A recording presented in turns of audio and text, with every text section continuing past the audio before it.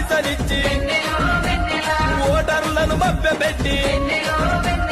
ఓట్లను ఏపించుకొని మీ ఓట్లతో వాడు గెలిచి ముట్టి మీద నన్ను తాడే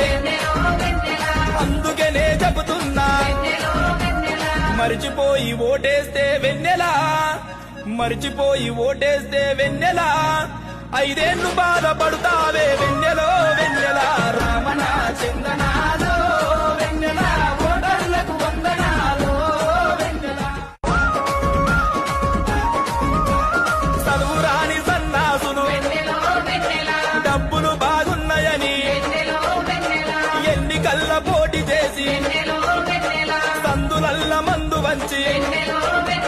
చీకట్ల పైసలిచ్చి